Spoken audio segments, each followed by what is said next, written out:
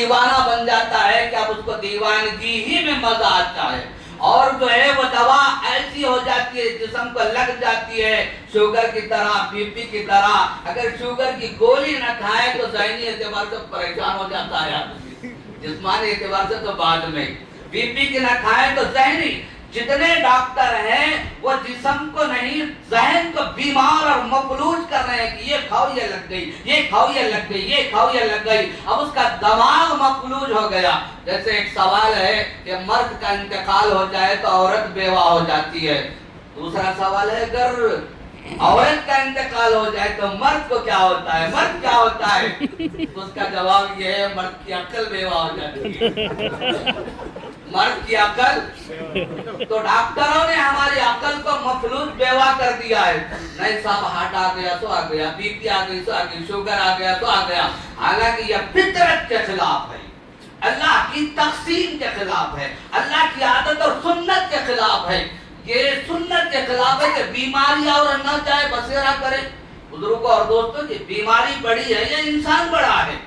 انسان تو محترم اور اشرف المخلوقات ہے، اس کے سامنے بیماری کی کیا بساط ہے، کیا اوقات ہے؟ وہ ٹک جائے اور گھر بنا لے، اور ایسے ہی گھر بنا لے جیسے شاعر کہتا ہے کہ مستقل کیوں نہیں بس جاتے میری آنکھوں میں، ان مکانوں کا کرایہ نہیں مانگا جاتا۔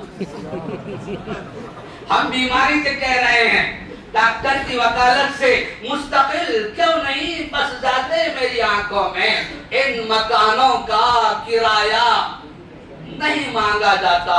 تو بزرگوں اور دوستوں اسی طرح یہ درد وہ درد ہے کہ جب آتا ہے تو مزہ آ جاتا ہے۔ اسلام کا درد، دین کا درد، اللہ کی محبت کا درد، اگر ہم یہ بیان کے محفل نہ ہو تو ہمارا جی اچاٹ ہونے لگ جاتا ہے، یوں محسوس ہوتا ہے کہ کوئی چیز گم ہو گئی ہماری۔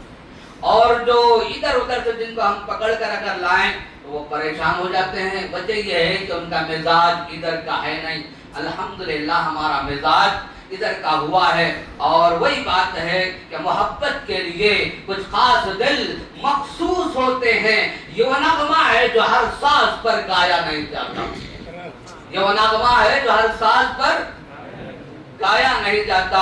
تو شاعر کہتا ہے کبھی کیف مستی میں آ کر تو دیکھو، مزے خربتوں کے اٹھا کر تو دیکھو، مجھے پوچھتے ہیں کیا ہے مدینہ، ذرا تم مدینے جا کر تو دیکھو، آقا سنتے ہیں روزے میں اپنے، درود ان کو جاؤ سنا کر تو دیکھو، آقا سنتے ہیں روزے میں اپنے، درود ان کو جاؤ سنا کر تو دیکھو۔ اور اسی طرح یہ بہترین ربائی ہے، شاہدی کی جو بستی ہے مدینہ اس کو کہتے ہیں، شاہدی کی جو بستی ہے۔ اگر حضرت کا بیان نہ ہوتا تو میں مسجد سے لے کر اس کو رعب پھیلاتا، لیکن جو ہے مجھے بھی جو ہے اندازہ ہے میرا دامن کتنا ہے، اور جو ہے میرے جو ہے گٹی ٹوکری اور زنبیل میں کون سا سامان ہے، تو میں خود جو ہے نہیں چاہ رہا کہ زیادہ وقت لوں۔ تو جو شاعر کہتا ہے کہ شاہدی کی جو بستی ہے مدینہ اس کو کہتے ہیں، جہاں رحمت برستی ہے۔ آپ اگر ہزار روپے دیں تو مجھے اتنی خوشی نہیں ہوگی جتنی آپ خوشی جو ہے واہ واہ کہہ کر جو ہے سنیں۔ جیسے میر تقی میر نے کہا تھا کہ شاعر کو مست کرتی ہے تعریف شعر امیر، 100 بوتلوں کا نشہ ہے اس واہ واہ میں۔ واہ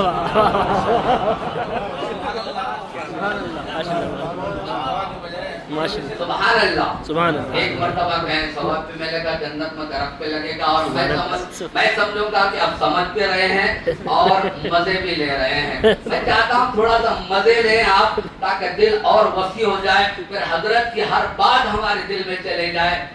جب بیٹری چارج ہوتی ہے تو پھر رفتار کیا کہنا ہے گاڑی کی۔ تو شاعر کہتا ہے کہ شاہدی کی جو بستی ہے مدینہ اس کو کہتے ہیں، جہاں رحمت برستی ہے مدینہ اس کو کہتے ہیں، جہاں ہے وہ گنبد خضرا کہ جس کی دید کی خاطر بھری محفل ترستی ہے مدینہ اس کو کہتے ہیں، جہاں ہے وہ گنبد خضرا کہ جس کی دید کی خاطر بھری دنیا ترستی ہے۔ مدینہ اس کو کہتے ہیں. اور ایک آخری یہ ہے کہ نہ میں سے غرض نہ پینے کی بات کرتے ہیں. نہ میں سے غرض نہ پینے کی بات کرتے ہیں. ہم اہل دل ہیں, مدینے کی بات کرتے ہیں. نہ میں سے غرض نہ پینے کی بات کرتے ہیں. ہم اہل دل ہیں, مدینے کی بات کرتے ہیں. نہ خدا ان سے راضی نہ مصطفیٰ ہے خوش, جو اصحاب پیغمبر سے کینے کی بات کرتے ہیں. جو اصحاب پیغمبر سے کینے کی بات کرتے ہیں. مردہ دل ہیں وہ جو منکر ہیں حیات نبی کے. مردہ دل ہے وہ جو منکر ہیں حیات نبی کے. ہم زندہ دل ہیں, جینے کی بات کرتے ہیں. ہم زندہ دل ہیں, جینے کی بات کرتے ہیں. تو میں حضرت سے معذرت کا ہوں کہ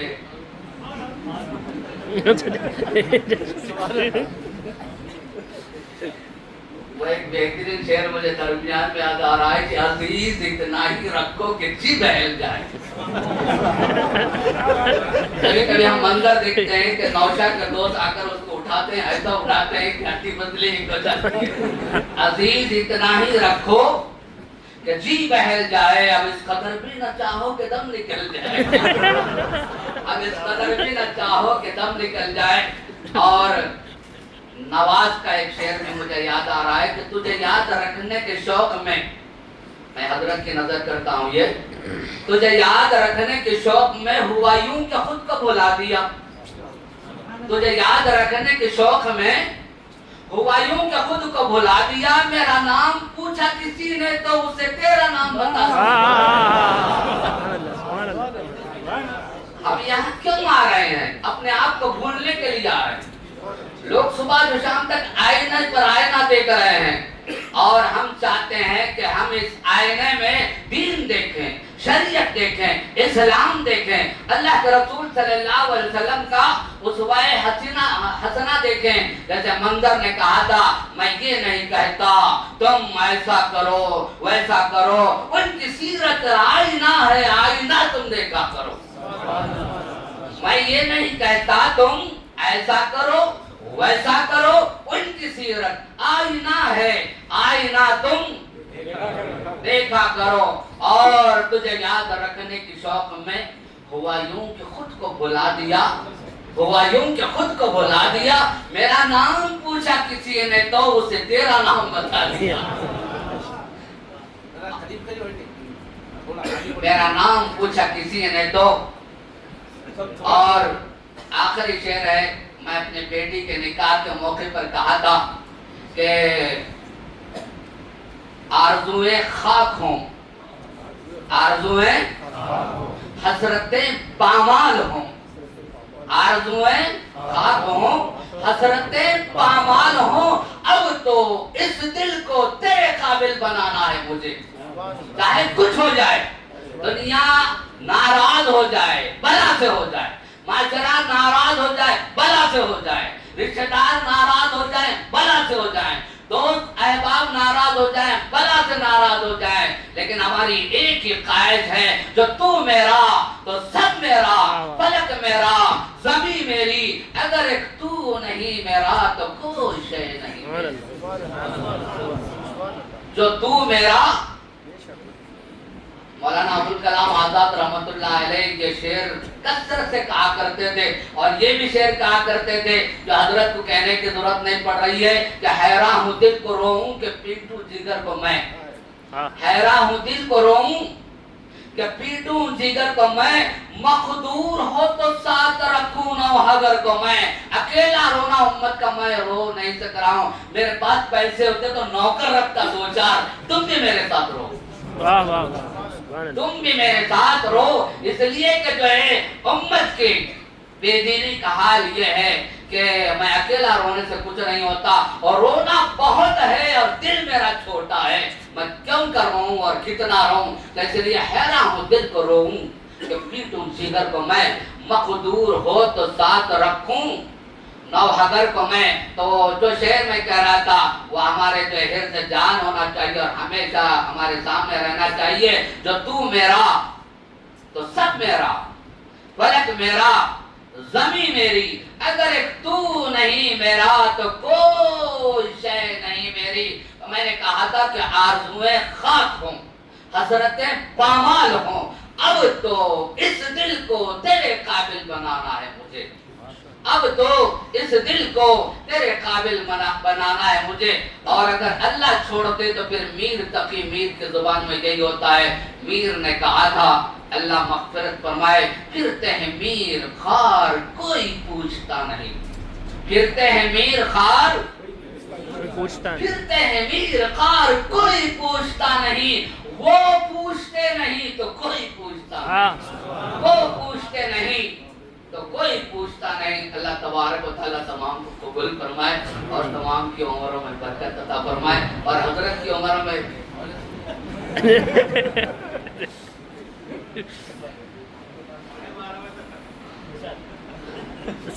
اصل سامان تو بہت ہے لیکن سب گھر کا رکھا ہوا ہے. میں جو ہے حضرت سے صرف ملاقات کے لیے آیا تھا. حضرت نے فرمایا تو میں جو ہے جو بھی میرے ذہن میں آیا. بزرگ اور دوستوں، دراصل بات یہ ہے کہ کام کی بات آپ سن لیں کہ انسان کے دل میں کون سی چیز کی محبت بڑھتی ہے، کون سی چیز کی اہمیت اور عظمت بڑھتی ہے. ایک اصولی گفتگو کر رہا ہوں میں. انسان جس چیز کو دیکھتا ہے اور زیادہ دیکھتا ہے، جس چیز کو سنتا ہے اور زیادہ سنتا ہے، جس چیز کے تعلق سے سوچتا ہے اور زیادہ سوچتا ہے، جس چیز کے تعلق سے بولتا ہے اور زیادہ بولتا ہے، تو دیکھنے سے، سننے سے، بولنے سے اس کی اہمیت اور وقار جو ہے اس کے دل میں بیٹھ جاتی ہے، عظمت بیٹھ جاتی ہے. ایک خان جو ہے فلم دنیا کا بڑا ہیرو ہے، ایک چھوٹے سے گاؤں میں گیا اور ایک بڑے میاں کے پاس بیٹھ کر جو ہے، وہ تو خان ہے، تو اس نے پوچھا کہ مجھے پہچانتے ہو؟ نے کہا نہیں. تو کہا میرا نام فلاں خان ہے. پھر اس کے بعد پوچھا تم فلم دیکھتے ہو؟ تو بڑے میاں نے کہا تو فلم کس کو کہتے ہیں؟ تو کہا گیا فلم جو تھیٹر میں چلتی ہے. تو کہا بڑے میاں پوچھتے ہیں تھیٹر کیا بلا ہے؟ تو کہا ایک پردہ ہوتا ہے اور وہاں پر بتایا جاتا ہے. کیا بتایا جاتا ہے؟ تو وہ کہتا ہے اداکاری بتائی جاتی ہے. اداکاری کس کو کہتے ہیں؟ جب بتاتا ہے تو میں ترجمانی کرتا ہوں، اداکاری مکاری کو کہتے ہیں، اداکاری جھوٹ کو کہتے ہیں، اداکاری فریب کو کہتے ہیں، اداکاری دھوکے کو کہتے ہیں. جو بوڑھا ہے وہ جوان نظر آئے، یہ سچ ہے؟ بالکل دھوکا ہے. یہ کیا ہے؟ مرد عورت نظر آئے، دھوکا ہے. عورت مرد نظر آئے، یہ دھوکا ہے.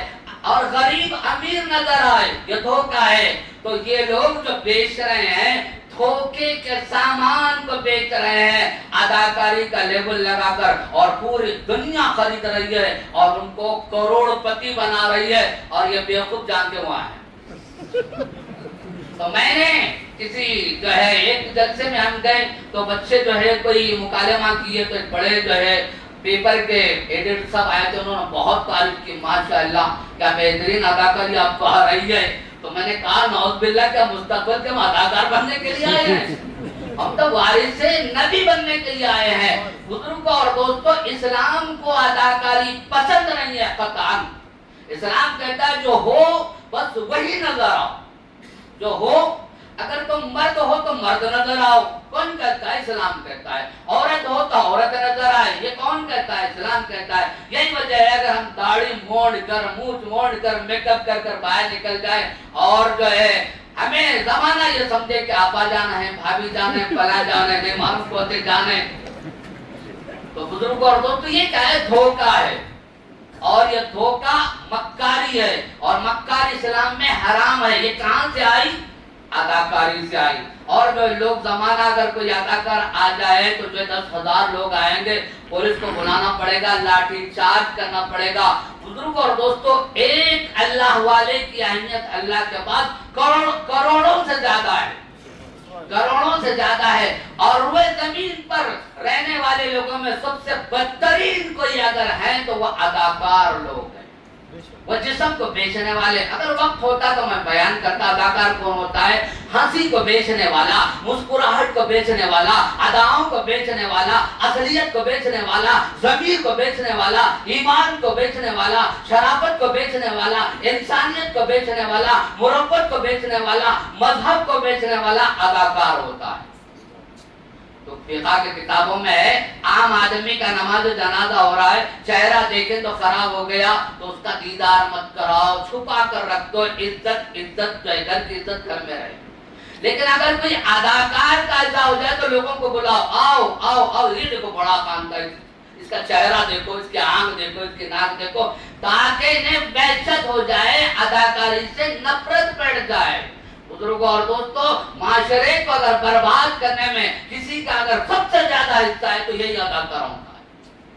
ہمارے نوجوانوں کے بال بزرگ کی طرح تھوڑی ہیں، دو شار کیا ہوں گے؟ لباس بزرگ کی طرح تھوڑی ہے، دو شار کیا ہوں گے؟ خط و خال سج ڈھب بزرگ کی طرح کتنوں کا ہے؟ تھوڑا ہے۔ بقیہ آپ بازار میں جائیے، ان کا لباس انہی کی طرح، بال انہی کی طرح، چال ڈھال وضع خطا انہی کی طرح۔ تو آپ بتائیے یہ بگاڑ پیدا کرنے والے کون ہیں؟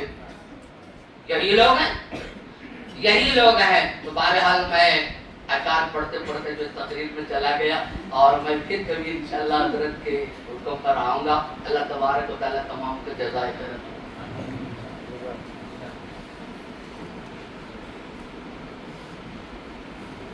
لا الہ الا اللہ۔